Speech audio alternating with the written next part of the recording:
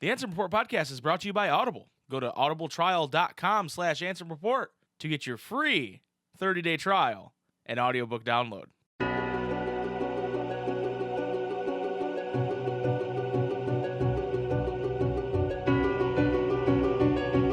One who knows nothing can understand nothing. Plunge deeper into the darkness, and your heart will grow even stronger.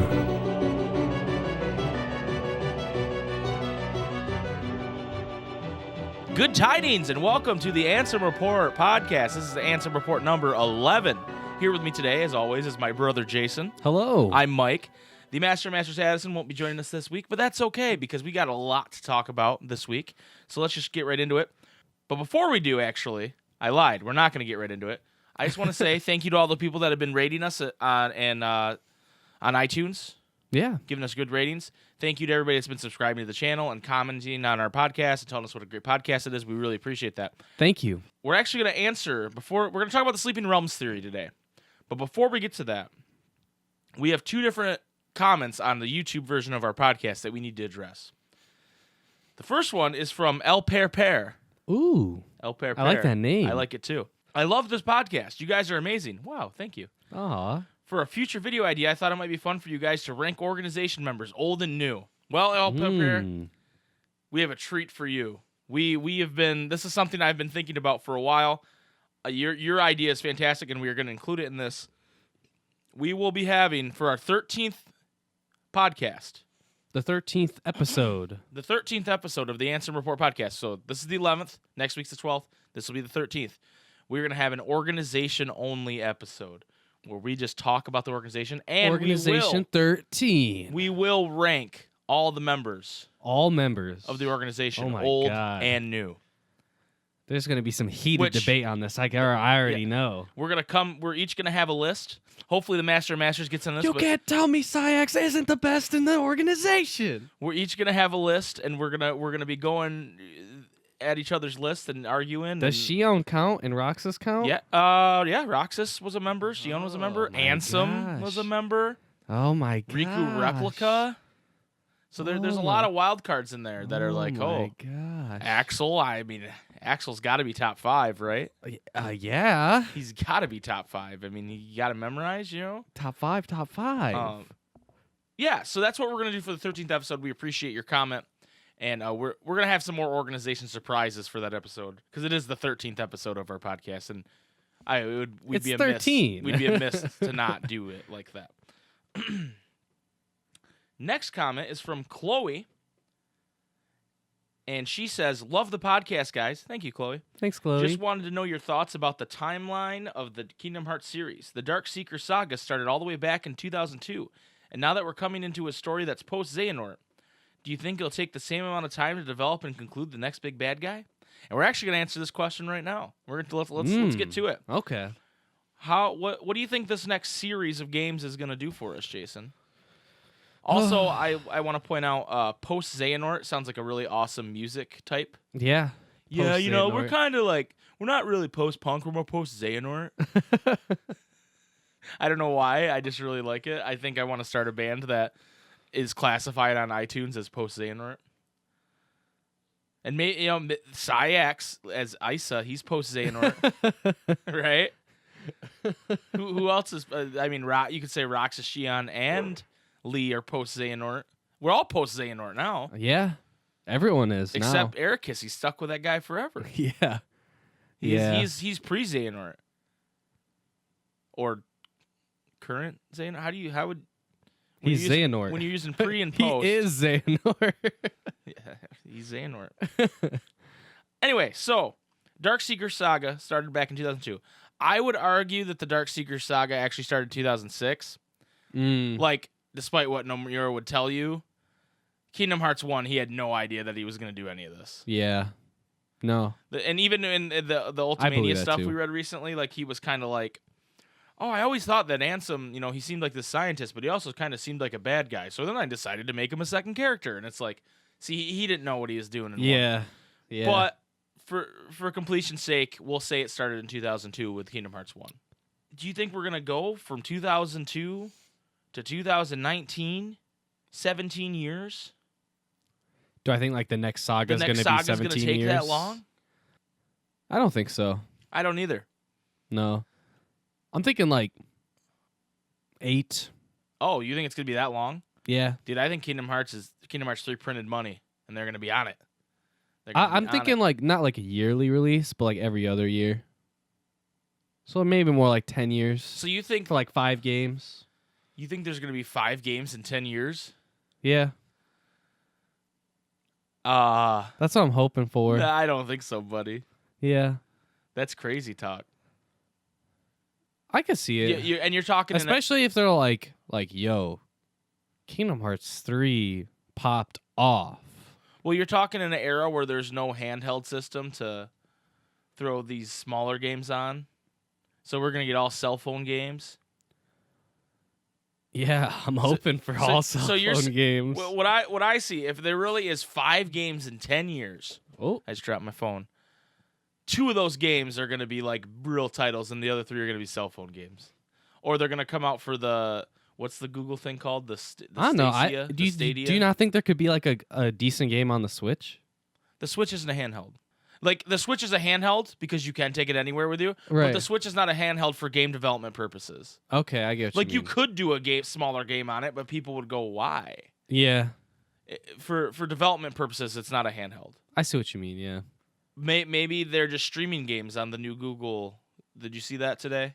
No. We're recording this on a Tuesday. Google announced their console, and it's all streaming. You just buy the controller. Wow. And it has a lot of teraflops. Teraflops. Yeah, there's Terras flopping all over the place. Oh my gosh. Yeah, it's pretty wild. Anyway, that's not what we're here to talk about. But it's an all streaming console, so they could just stream the Kingdom Hearts games. Okay. Hopefully that's not the case, because I don't think most people would get to play it then, because I don't think our country has the infrastructure to have 4K games stream all the time. I think this Google thing is going to fail. Anyway, I don't know. I don't know what we're going to see. I think,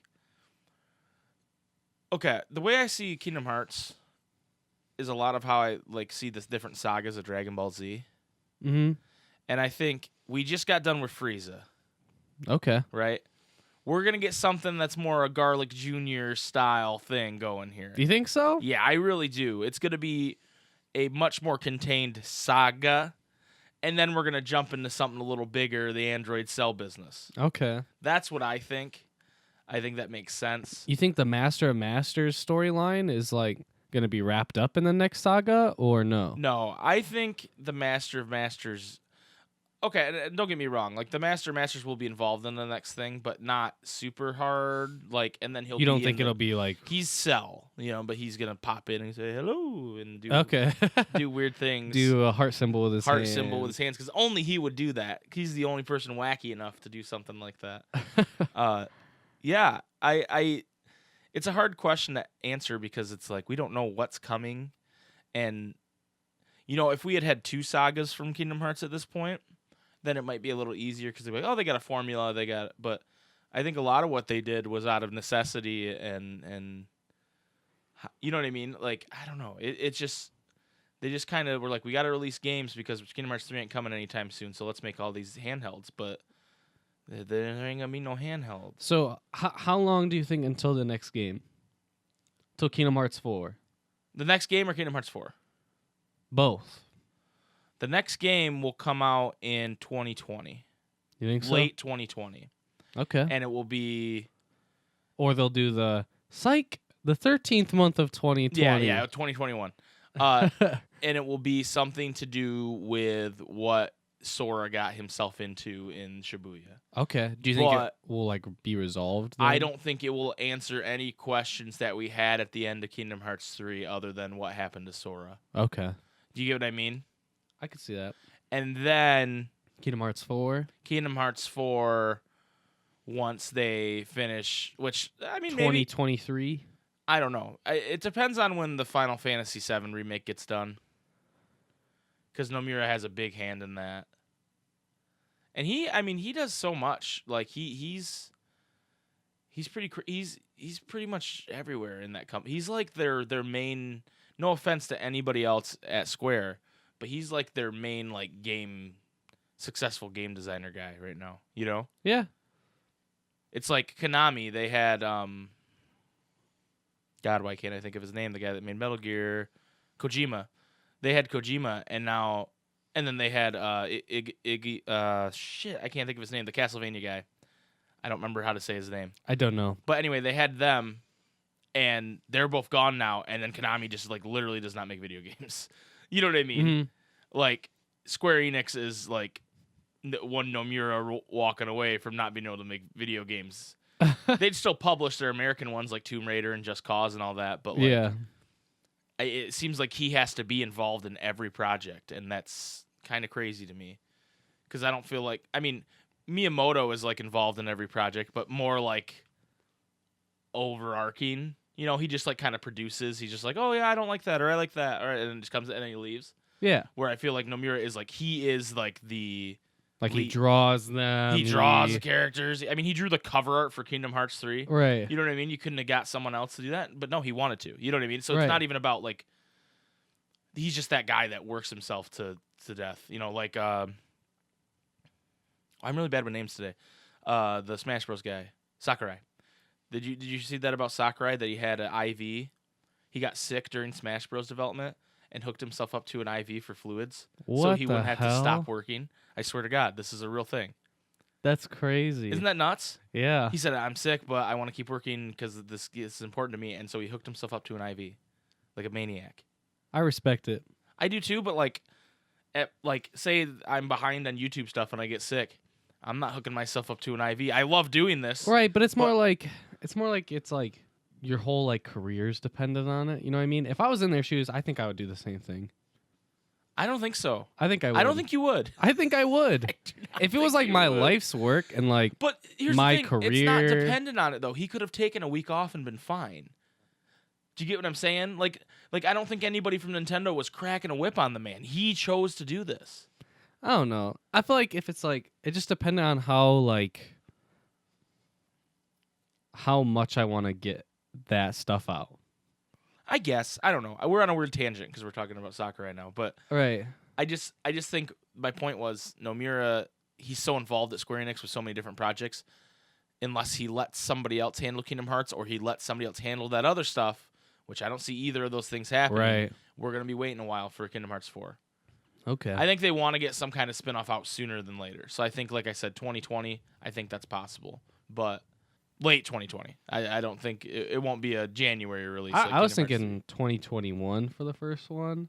Because, I mean, especially if they're working on, like, DLC also. That's true. That's very true. They are working on that. So it just depends on how much DLC. Right. Yeah, that's true. That's true. So maybe 2021 is a little better.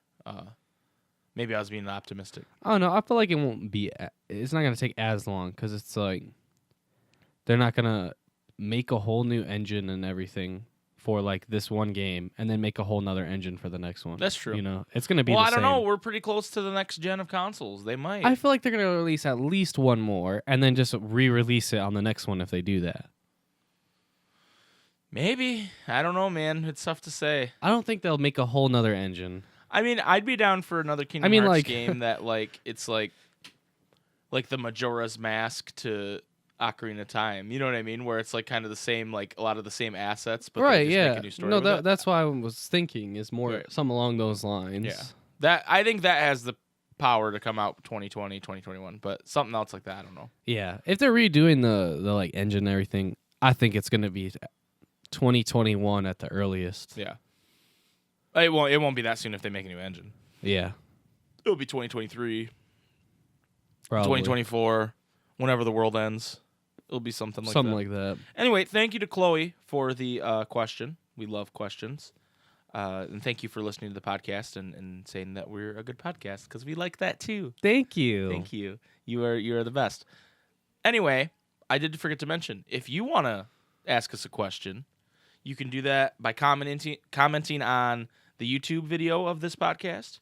If you're listening on YouTube, you can email us at ansemreportpodcast@gmail.com, or you can hit us up on Twitter at SpikeGettyBros and just say, hey, talk about this, you dum-dums. I want to hear you talk about this. I want to hear you talk about Roxas's clothes. Why does he have wristband with checkers? We'll talk about it. We'll talk about it. Weirdly Eastern European man. We will talk about it. Anyway, we're going to take a quick break. When we come back, we are going to dive into the Sleeping Realms theory. Oh, that's what it's called, right? No. I didn't Yes, no, you're right. You're right. I always say it's Sleeping Realm theory, The not realms. Sleeping Realm. Realm theory.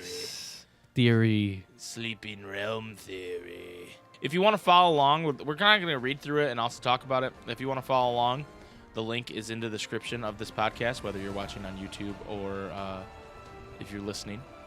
So get that ready while we take a quick break and hear from our sponsor, Audible.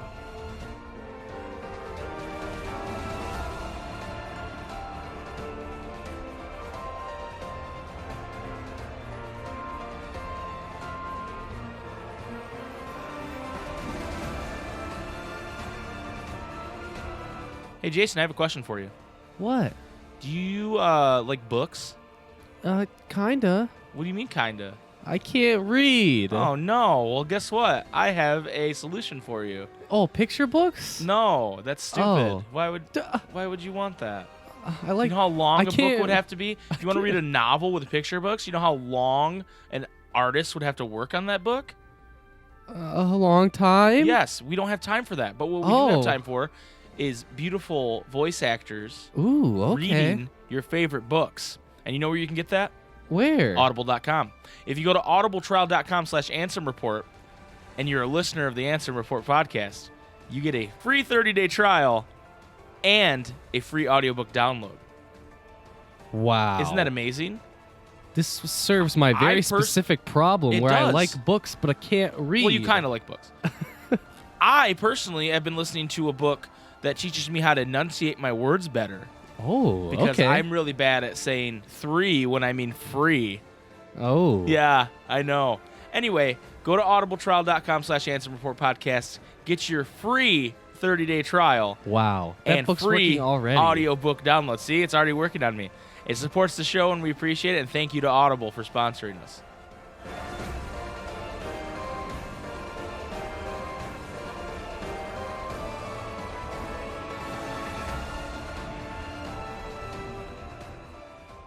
Welcome back, everybody, to the Ansem Report podcast. Now we're going to dive in to the Sleeping Realm theory. This theory there's a Google Doc of it, and it was put together by a few people, but mostly it looks like three people. Cal, who is at CQUAER on Twitter. Niku, who is at Niku Soon with TSUNE, and Gemma, who is at Sorweekus, and that they'll be all listed in the description for you guys. And they had another more credits of people that helped them out with it, so be sure to look at that. But thank you to everyone who. thank you to everyone's work involved. into This is Jason and I have read this, and it was like a good read. It was like a If you're like someone who really likes those theories, like maybe you look into like Star Wars theories, like Jar Jar Binks is Sith Lord, and you're like, oh my gosh. If you like any of those speculation theories, but ones that are maybe more realistic, Mhm. and it's about one of your favorite games of all time, Kingdom Hearts, then you will love this theory. Yes. Okay, so this theory is predicated on that when we play Kingdom Hearts 3, our experience is the second timeline of that. That's why it's already happened. It's already happened. And this second timeline takes place within the sleeping realm, or in other words, a dream. And that's not to be confused with it's all a dream, it didn't matter / happen. It's more akin to an alternate timeline, right? Okay. So I'm trying to like I'm not going to read this Paraphrase it. word for word. I'm going to paraphrase some of it because otherwise we'll be here all day. But if you remember in Dream Drop Distance is actually really important to this theory. You visited dream worlds, right? Yeah. So like you went to the Hunchback of Notre Dame world, whatever it was, something French or something, some French place, and that was a dream world. Sleeping French And place. Those worlds were worlds that fell into darkness. Right. So right before they fell into darkness, it made a copy of that world, basically. That's a dream world. That's not what we're talking about here. We're talking about the sleeping realm. So this is like where those worlds are kept. Okay. Basically, the sleeping realm, it's a little different than dream worlds, I guess, because dream worlds can't have Heartless in them. Right. Like in Dream Addison, that's why you fought the Unversed. Yes. Yensid explains that. Blah blah blah. And that's why there's Dream Eaters and Nightmares. Right. So, and then this is also very involved with Union Cross, because, as the way I understand it, Union Cross originally was a game called Kingdom Hearts Key. Yep. And for mobile browsers, or it was a browser game, yes. not mobile browser. Sorry, it was a browser game that you could just play on your computer. Kind of click through. Right, and then they shut that down and came up with Union Cross, which is a retelling of that story, but it's in the realm of sleep. It's an alternate. It's an alternate timeline. telling of what happened. So, yeah, that's pretty interesting. I didn't know that going into this theory. Did you know that? Yeah. Okay. Important thing to remember with this theory is time and fate, and this is a quote from the theory here. Time and fate, as we understand it, are hard locked into place. If something is fated to happen, it's unavoidable and will absolutely guaranteed bet your bottom dollar come to be. And as young Xehanort says, you can move through time, but time itself is immovable. Okay. The only way we know to avoid fated events is essentially going on an alternate timeline or world line, which is something they reference in the secret reports in Kingdom Hearts 3. Okay. Where these events aren't destined to occur. Same world, slightly different fate. Unlike a dream world, an alternate world line is an entirely new timeline, even if within the realm of sleep. It continues past when the fated fall to darkness occurs simply because it wasn't fated. Okay. So, in Kingdom Hearts, when we see as foretold, darkness prevailed and light, that's how that timeline, that world line was supposed to go. Right. Everybody was supposed to die. It was fated to happen. It was fated. Nothing could yes. stop it. Yes. Just like it was fated to happen for the Keyblade War to happen. Even though everyone was kind of trying to stop it, and it was fated to happen. It was going to happen. Right. So, therefore, the Dandelions, they dive and they go to another world line, right? Right. So, and in the reports, Luju/Zigbar kind of talks about that, and that's something that is starting to come to fruition. Like right now, the storyline's being more updated. They're releasing more stuff for Union Cross, but you'll see how that parallels pretty closely with what this theory thinks about with Kingdom Hearts 3. Here's the loose, too long, didn't read proposal of the timeline. Sora and company run through a most likely very different string of events the first time in the real world, timeline 1. 2. During the events of the Keyblade Graveyard, all fall to darkness, the demon tide or otherwise, just as the prophecy had foretold. Seeing as fate tends to be hard locked into place, this will always carry to fruition, so simple time travel wouldn't change much of anything. 3. In this first timeline, Riku still performs an act of true love self-sacrifice, saving Sora's heart while the new 7 Princes of Heart keep Sora held together. We can't know much about the first timeline for sure, so this remains open. 4. With this, Sora's able to go to the final world, first visit, assumingly piece himself back together, and with the power of waking, put his whole heart into saving his friends. 5. This leads to the dive to the heart at the start of the game, now timeline 2 where we come in. This dive pulls everyone into a new world line within the realm of sleep to avoid the same fate at the hands of darkness. Completing the dive to the heart then drops Sora in the end of 2.9, timeline 2. We then play through KH3 through to the Keyblade Graveyard where everyone falls to darkness. We hit the final world, second visit, just as we see in game, and Sora is given a chance to save everybody's hearts since it isn't fated to end this way. Now they have this graphic, a visual aid, a graphic, which I'm going to put on screen if you're watching on YouTube. But basically, it shows the first timeline. Everybody falls to darkness. Sora goes to the final world. He dives and goes all the way back to the beginning through a layer of sleep, and then it's the game we play. And that's able to happen because of Riku's sacrifice. Right, and then at the end it says Xehanort Gay dies after decades-long marriage dispute, which I very much enjoy. It wraps it up pretty And what I cleanly. really like about this theory is when I first read it, I was expecting to have all the Ultimania knowledge kind of debunk some of it. Yeah. But they updated it with the Ultimania knowledge. So kudos to these guys. This is awesome stuff. Right. The Ultimania update on this says time travel at Keyblade Graveyard to save everyone's hearts has been confirmed by Nomura. Look, see where we said the second timeline went save everyone, time travel rewind, Xehanort Gay dies after decade-long marriage dispute? That's been confirmed, including the Xehanort Gay dies after decade-long marriage dispute. Nomura confirmed that he gay died. And they asked Nomura this, when we leave the final world, we are back to the point just before Sora and his friends were defeated. Why is that? And Nomura said, the power of awakening is essentially the power to put sleeping hearts back to the way they were. But the impact of forcing his friends' fading hearts back to the way they were rewrote reality and created a singularity. The rewrite caused the chronology. Why can't I read Chronology. today? Chronology in which they were destroyed to have never happened. Strange enough, even though you can see we called it in our visual timeline, this is what everyone keeps saying debunks the theory. We called it, dudes. The Ultimania backed us up here. Yeah, I don't get how people think that debunks the theory. No, I don't know. Yeah, that doesn't make sense. So now the rest of this is a loose proposal, like we said, so take it with a grain of salt. Details can turn out to be wrong, of course, but it's the best we can do with what we understand. So we are confident in what we are confident is in that the game we play is within the realm of sleep. This isn't the first timeline events. Riku's act of sacrifice is likely the anchoring point in timeline divergence, as it happens both times. The final world is visited several times, seen by us or not, as stated by Chirthi. Basically, they're saying this happened before. Like Right. We've seen something similar to this in Dream Drop Distance. And also in the chess game where it shows he takes the Sora chess piece, puts it back to the beginning. Because he's a and cheater. The new ones pop up. Because the he's seven a cheater. lights. That's important to It's point stated, out. he's a cheater. He is a cheater. And he says some light comes from the past. This line can mean several things. It could be the perspective of the lights from the first past timeline. It could mean anything to do with the past, like Kingdom Hearts Junior Cross, since the star designs are similar. We simply don't know, but it's important that 7 of them are there. Because those are the 7 people he saves Right. by going for their hearts.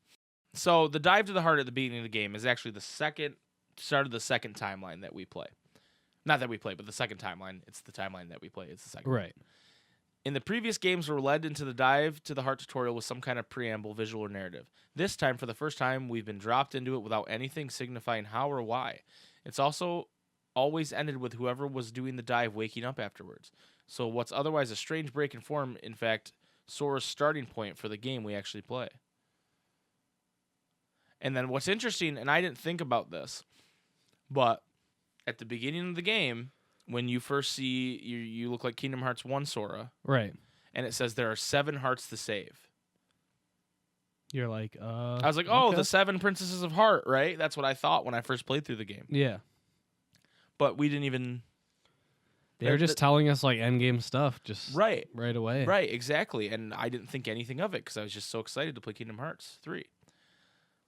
So then, something I've pointed out before when we've been playing Kingdom Hearts, but the scene that happens once you pick your stats and everything is shot for shot the scene from Kingdom Hearts 1's movie where Riku is standing in the waves and he turns and holds his hand out.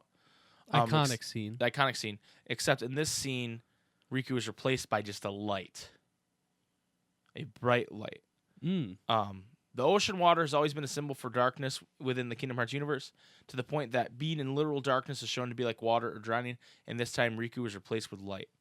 The literal light and the metaphorical darkness. Bonus, this could also imply Riku and his light had been with Sora watching over him from the very beginning of this journey, seen as Sora's first dive to the heart that were shown, where Riku has been his dream eater.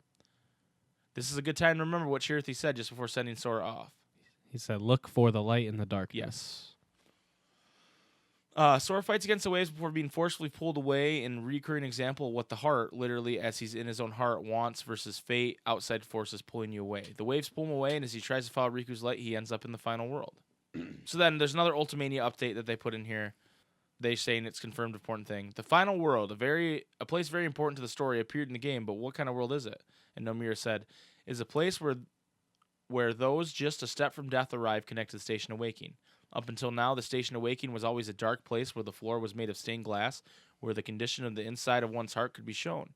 But in this case, I made the final world a place where I could show that more concretely, a place similar to a portal to people's respective hearts. Within the game, it said that sleep and death are intimately linked. So if one's heart were in a state of sleep and they found themselves in the Station Awakening, the idea is that if they moved on from there, they would find themselves in the final world. So, like, the final world is a place where those hearts are to go to where they're like each heart has that dark stained glass place. Right? And that if they moved on from there, then they would be in the final world. So it's like final world is like death, kind of. Like it's like right before death, and then if you were in your station of waking, which is your stained glass area, that's basically like the step down from that. So it goes your stained glass place, then final world, then death.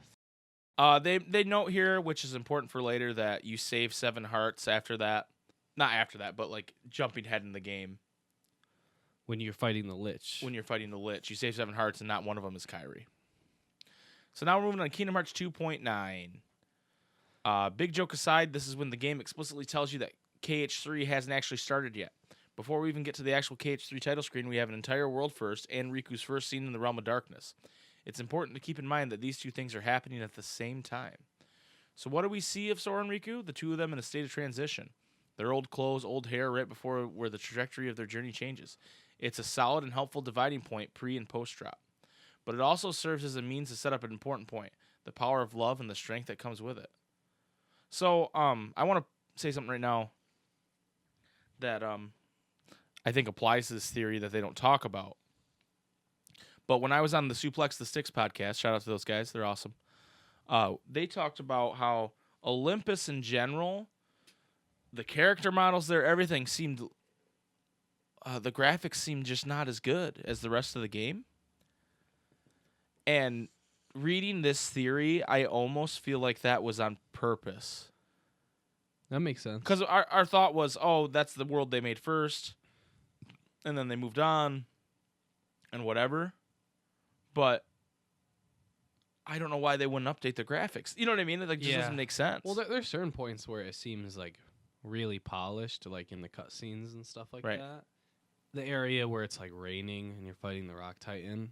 But other than that, there's definitely some very different graphical things. It's really weird. So they talk a lot about Riku and his love for Sora. That he has the motivation the strength to protect what matters. And what he means is to protect Sora, basically. Mm-hmm. And it's a reference to what Terra says when he's getting the strength to protect what matters, and he was doing his, oh, you're now a Keyblade wielder to Riku, right?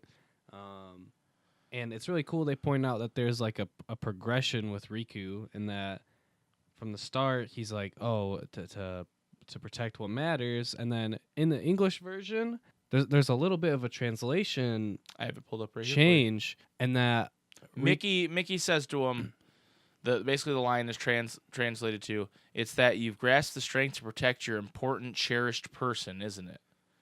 So that's the line in Japanese, and they changed the translation. More specific. And they relate this to Hercules and him talking about Meg. And they use the exact same phrase in Japanese. And Herc's got translated appropriately to person I love most, but in Riku's, they changed it to protect what matters. Right? Mm-hmm. So in Birth by Sleep, he says the strength to protect what matters. He's 5. It's general, right? He doesn't know what he wants to protect. He's 5 years old, you know?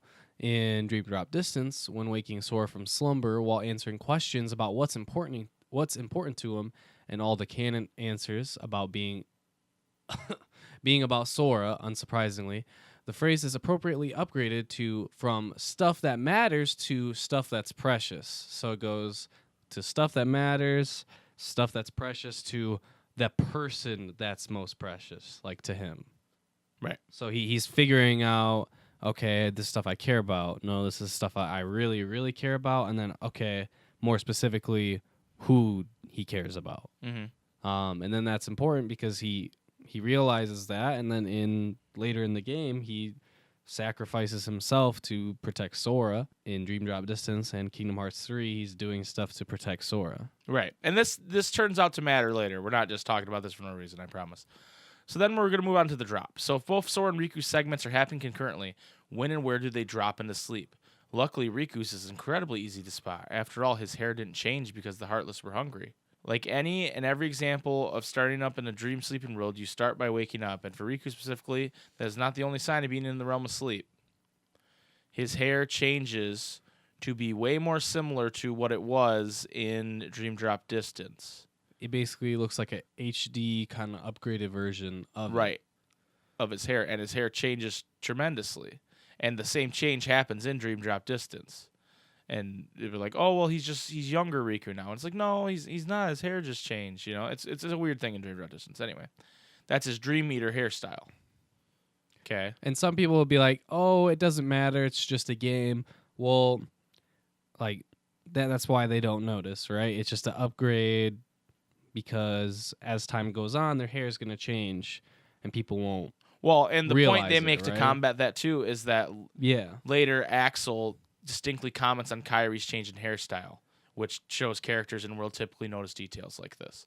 But Mickey doesn't say shit about Riku's hair. Right. Okay. So basically they're saying when Riku gets swallowed up by Aqua in the Realm of Darkness, that is when he drops to sleep. And they touch on this later, but basically he does the same exact animation as you would in Dream Drop Distance when you're dropping to change to Sora. Yeah. So for those who haven't played but have watched cutscenes and stuff, basically you would have a timer, like a countdown, where you would play as one of the characters, either Sora or Riku, and once that timer got all the way down, the game would basically pause you right where you were with that character and then switch to the other character, and you start playing them. There's a very specific noise and animation that happens when you're dropping to the other character. And Riku like does literally that exact animation. There's that sound. He changes his appearance to be exactly what he looked like in Dream Drop Distance. And so honestly, like, there was so much going on that I did not even question this, like, one bit. Like, No. oh, like, he's fighting these Heartless, he gets swallowed, and then... He talks to somebody, Yeah. and then he goes into that animation, and I was just like, oh, he's getting swallowed by darkness, but it's literally the drop animation. Yeah, and then, he wakes up, and his hair's changed, and his keyblade's broken. Right. So Right, yeah. it's very, like, you should be like, whoa, what's going on? This looks like Dream Drop Distance, but because there was so much hype and we're like, oh my God, what's going on? That it just flies under the radar. Right. And right now I'm actually gonna take that clip of they play a clip lining up the two sounds, and so that clip is gonna play right now. You'll just hear it if you're watching or if you're listening to the podcast, but if you're on YouTube, you'll see it.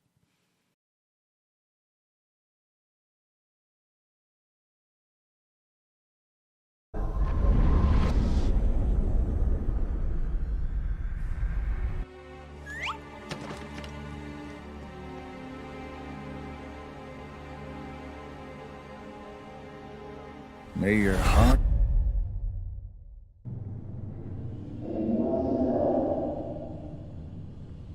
Who are you?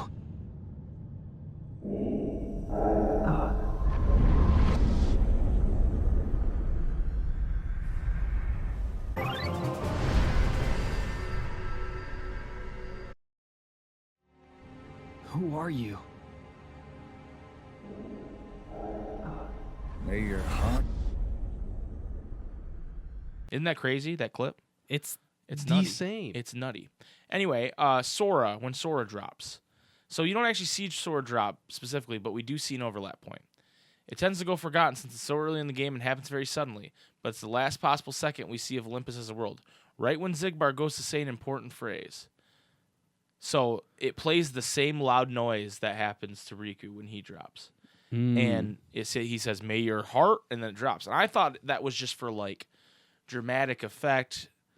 Like, that's a scene I forgot about until, sorry, I hit my mic, until we find out that Zigbar, spoilers, is Luju, right? Yeah. It's a scene I forgot about. And I remember going to Jason afterwards and going, Dude, they told us us that he's Luju. How else would he know that phrase, right?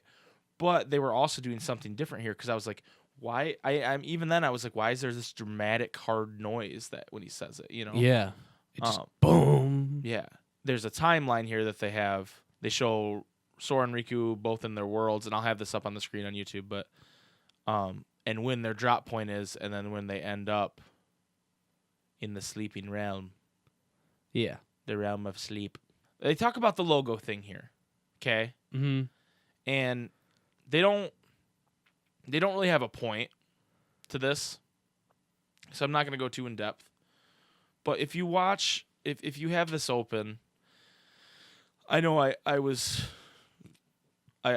think this is still kind of bullshit because I think it's just a gradient. But if you watch, it purposely doesn't shine, you know? And so their point is, yeah, this probably doesn't mean anything, but It definitely could. it definitely could, and don't be close-minded about these theory stuff because Nomura does some weird shit. Basically, like, pointing out, like, hey, there's, like, multiple layers to it, but the common theory is, like, oh, it's not Kingdom Hearts 3 because it's not full, right? Like, there's part of it that's missing, there's part of it that's not light. Right. And they go on to say that this could signify something with Kyrie, and they have a lot of different things that they talk about with Kyrie we'll get into. Yep. But basically saying, hey, even just this title is showing you not all is well, not all is what you think it is. Right. So moving on, they talk about why would we go into a dream world? And their answer is to avoid death. After 17 years, Kingdom Hearts introduces the concept of true death, when the heart and body perish together. It's said that a person is made of the heart, body, and the soul. We know well the heart and the body. The soul, on the other hand, hasn't been a big factor until now. The soul itself is the literal life force of a person.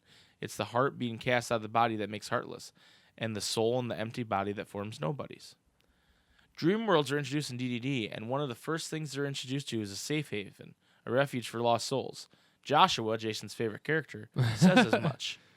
He says, "Something happened that brought their existence to an end. I gathered up the very last remnants of their dreams and looked for a place to give them refuge. It was then this world appeared to answer my call, to keep them from fading altogether. Here I thought they might have a chance, that the pieces of their dreams could make them whole again. The world ends with UCAS died real and true proper deaths in their game. Joshua, looking for some way to fix this, brought them to a dream to heal. This is also exampled in Union Cross. When your player is dying in the Keyblade graveyard, you're visited by Ephemer and Scold, your Dandelion leader friends. This is actually a flashback, one of the memories held from the first timeline of the Keyblade War. They try and save you by bringing your heart into the New World line into a dream. It's also worth noting that your player character in Union Cross, as well as Neku and his friends, remember nothing. Only the Dandelion leaders who were entrusted with this knowledge, the Dream Eaters, and characters like Joshua with special powers, retain their memories."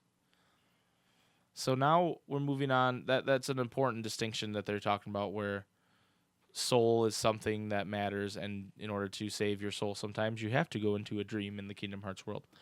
But now we're moving on to a section called Kyrie's Fate. So Kyrie is a big part of this theory, and I think that's good because a lot of people think Kyrie's unimportant, and I don't know if hate on her for I don't know it. if she's any more important in this theory, but it's pretty interesting where they go with this.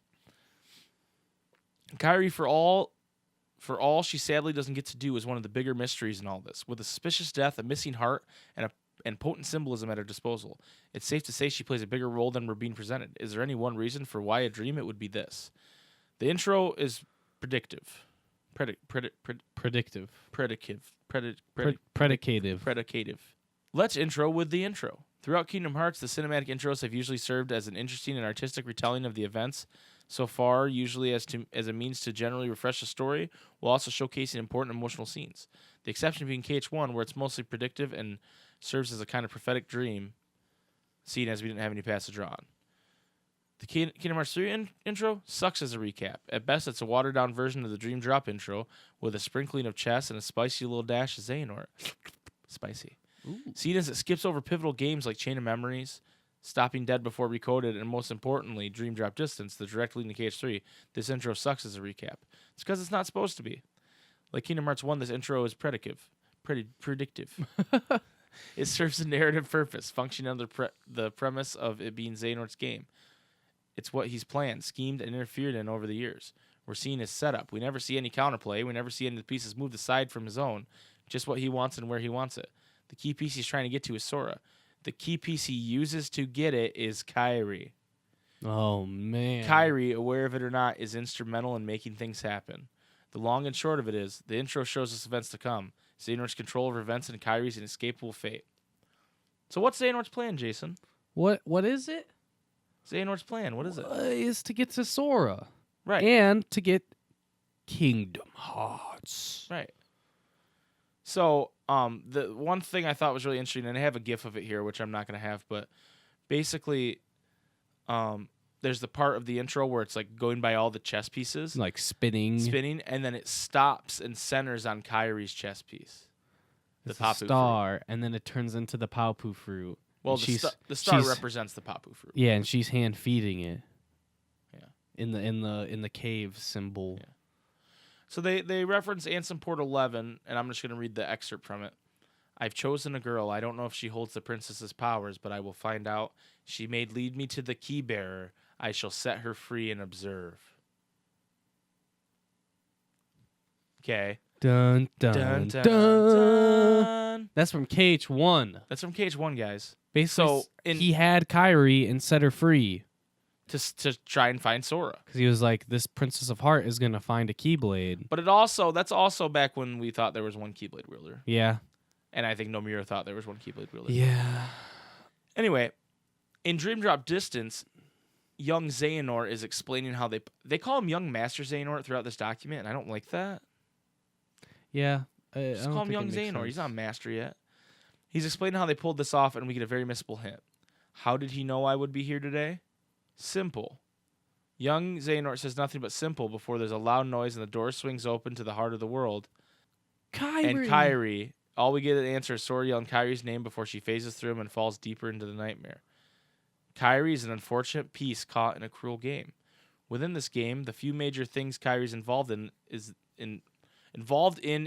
intro actually, I'm just reading it for words, sorry, actually play out within KH3 as their few focus scenes. This paints the idea that these key events were planned for or needed to happen. These key events being 1, the cave drawing, of which they make a very big point to show the drawing itself and then it be completed. 2, leading Sora out of the darkness. Cleverly disguised as callbacks, they just so happen to tell us exactly what she does within the game itself. Following on this, Sora is freed and opens the door for everyone else to follow. This too happens pretty directly in the game as Sora's return from the darkness results in saving everyone else as a result. So they're talking about after you save all 7 hearts, Kyrie's kind of waiting for you in that like light speed looking tunnel. Yeah. And you didn't have to save her for whatever reason. 3, the final battle. The ending scene involving Kyrie continues this pattern. It starts with her and Sora reuniting on the beach a la the end of KH2. Finally reuniting after near constant separation, they run towards each other only for darkness to strike. Every shot of this purple lightning strikes, darkness is at play, whether it's influencing Xehanort himself or indicating his influence and plan. It goes off here, sprung like a trap. The camera zooms out, showing them helpless, small, and still separate. Showing us the chessboard, the game he's had control over since the beginning, and how he worked to get these 2 pieces here. They are literally surrounded with no means of defense. This is more or less exactly what Xehanort needs. And then Donald and Goofy show up because they're dope. They're the boys. So basically, what they're saying is the intro movie is showing the trap to catch Sora by using Kyrie. And in the intro, they talk about how it's constantly showing them being separated, and that they're star-crossed, which is a Shakespeare term. Right. used Star-crossed in lovers. Star-crossed lovers, Romeo and Juliet, where they're just not meant to be, but they want to be. Right. To be or not to be. That is the question. They talk about the Papu fruit scene. Because Sora seems really weird in it. And then Sora, I didn't notice this watching it. But I was looking for it too. Sora takes a bite. They don't show him doing it, but his Papu fruit clearly is missing a chunk that Right. the one that she's holding towards him, and she don't take no bite. Kyrie don't take no bite. They use the word mounch here, and I like that. They recreate the cave drawing, Right. basically. So why didn't Kyrie take a bite, Jason? Well, We don't know. Well, there's a few speculations. Well, and that's like there's also where like she doesn't eat the ice cream and stuff like that. So people are like, is this really even Kyrie? What is going on? And then they also very specifically quote the scene where she says, "It's a good luck charm so that we won't be separated again." Then they also talk about in the Ultimania, they talk to Sora's voice actor, and they recorded 2 versions of that Palpu fruit scene. One of them being where they shared, where like they actually did share it, and then one where they weren't sharing Palpu fruit. And so it seems like both of those ideas were being played with to where they don't end up sharing the Palpu fruit, and that maybe they do, maybe they don't, maybe they're rejected. Like maybe they reject each other with the Palpu fruit, or they go along with it. And then now this is going to get us back to our discussion about the KH3 logo, and how very clearly it shows everyone standing like in the final world, kind of, with the Kingdom Hearts giant heart in the sky being reflected down on top of them, and then the KH3 symbol like fading on top of them. Clearly, one of them being on top of Riku, one of them being on top of Sora, and one of them being on top of Kairi, like the 3 Roman numerals, right? Like I. One's on Riku, one's on Sora, and then the third one is the one that's on Kairi, and that's actually the one that's not complete. And so that's why a lot of people think that it was specific symbolism that they used to show that something, that either she is just missing light or that something is wrong. And that's like something that I think we've talked about before, where we're like, wait, if Kairi is one of those 7 lights, like Keyblade wielders, and Xehanort needs someone to fight, a light to fight the darkness to make that final Keyblade to open Kingdom Hearts, then why didn't it forge when he kills Kairi, right? Right. And so that's another thing that really points to Kairi not being genuine. Either genuine. There's a lot of things. People are just like, no one knows, like it could be that it's not really Kairi, it's not that version of Kairi, like something happened with their transitioning hearts with Shion taking over, being that wielder of light, and when she gets killed, she fades into like water ice kind of thing. She crystallizes. Yeah. Very similar to how when Shion dies in 358 over 2 days, no heart comes out, and whenever they've shown death of somebody who has a heart in previous games, their heart is what the camera focuses on and follows up, but we don't see any heart. She just kind of crystallizes. And so that's another thing to be like, okay, well, if she doesn't have a heart, it makes sense as to why these things aren't adding up. And then we don't have to save her heart when the Lich takes everybody else's heart. Yeah. And they try to do some, Kairi special bullshit like they always do, but I don't think that's what's happening. Right.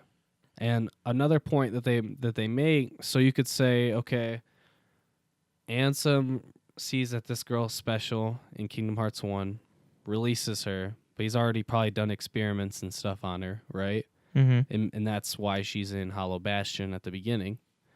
Mm-hmm. And then forms that connection with Sora, and she ends up being a very key part, like, so Shion is Sora's memory of Kairi and stuff like that, and that those memories are very important for his heart and stuff like that, right?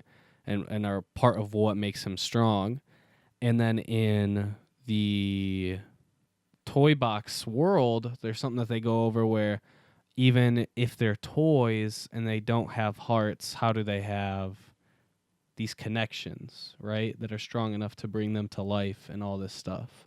And that's another theory that they're like, they brought this up in not just to make it so that, now we have a reason to go to Toy Story World, there's a reason why there's organization, is to be like, hey, maybe Kairi is similar in that aspect, that she doesn't really have a heart, but there's those connections through memories and stuff like that make her come to life. Right. So it's right. pretty like, what the hell? Well, and then they try to tie it. We're not going to talk too much about this, but they try to tie her to the dark side you fight at the beginning of the game The very beginning. because it's made of a watery substance similar to how she looks when she dies. I don't know if I buy that. And then they talk about the Cheerthy ears with Kyrie that are on her hood. I don't really know why they talk about that. But what's interesting about that is in the Pirates of the Caribbean trailer, they removed the ears. Like rendered them out and They then rendered them out in. for the trailer, but then put them back in for the game. And on some art they did in 2016, she has the ears on her hood there, but they, for whatever reason, edited them out in Pirates, which is so in the Pirates trailer, which is so strange. Right. And normally, like, Cheerthies are very similar to, like, Dream Eaters. So I don't think they don't really come to a huge conclusion on Kyrie. But other than she's not normal Kyrie. There's something off with Kyrie. They're not saying that it's not her, but there's something wrong at the very least. Right. That's going to be a good a good part for us to stop today. We figured this was going to be a multi-episode deal. There's a lot. There's a lot left still. So next episode, next week, we are going to dive even further into the Sleeping Realm theory, including dream portals, dream eaters, mechanics of dream drop distance, links, breathing underwater. A lot of stuff we talked about with Donald's magic they go into a little bit that we talked about a couple weeks ago. But yeah, so look forward to that. Thank you guys for joining us this week. And like I said, next week we will dive in even deeper. We'll dive into a Sleeping Realm ourselves. It will be the second time you guys have listened to this timeline. It will be.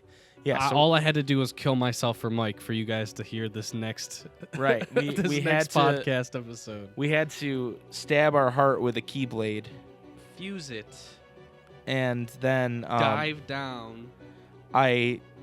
Live a whole year's worth of time. Right. Dive back to come back and give you this and information. You know what the timeline veering was? What?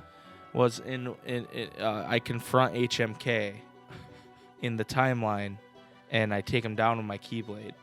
But in the other timeline, the real timeline, he actually defeats me. He smites you down. He smites me down. So I dive back. You dive back and then kill him. And then it's really confusing. It's quite a theory. But it's not really me. It's like it's Cheerthy Jason. Yeah, it's like my. If you guys could see him right now, he has Cheerthy ears on his hoodie he's wearing. Yeah, it's true. And on the buttocks of his pants. So he's actually two Cheerthys combined into one. Kind of like Little Rascals in a giant trench coat. Yes, kind of like Vincent Adultman. He's three Cheerthys standing on each other to make a person. So it's actually quite impressive that he took down HMK in that form. Anyway, this has been nonsense. If you want to hit us up, talk to us, go to on Twitter, hit us up at Spike Bros. Email us at ansomreportpodcast@gmail.com or leave us a dope review on iTunes or comment on this YouTube video if you're watching on YouTube. Yeah, what do you guys think? What do you guys think? Do you think it's really Kyrie? Do you guys think Kyrie's a zombie? Do you think Kyrie's a ghost? Do you think she's a crystal lady? Do you think she's a dark side? Were you mad that you didn't realize that Riku looks just like how he looks in DDD? Because I was so mad. Right, I was pretty mad when I realized that too. And if you're like, okay, this theory I feel like is going nowhere, it gets real juicy in the next part. There's some real juiciness and some stuff where some spice. Like some stuff in Kingdom Hearts 3 where you're like, oh my wait a minute, I did think this was weird that Donald said this, but I didn't really pay any attention to it because I thought it was just bad Kingdom Hearts cutscene writing. Right. No, it just doesn't make sense. It was all intentional. It's all intentional. So if this theory is correct. So we'll see you guys next week for that. Jason, would you like to do the honors? Ooh, okay. May your heart be your guiding key. I kind of want to cut your. I kind of want to cut May your heart be your guiding. No, he just does. May your heart and his. May your heart. Maybe I'll just take that from the game. Yeah. And put that in. That'd be cool. Anyway, you guys will figure out, and you probably won't hear me saying this. So bye.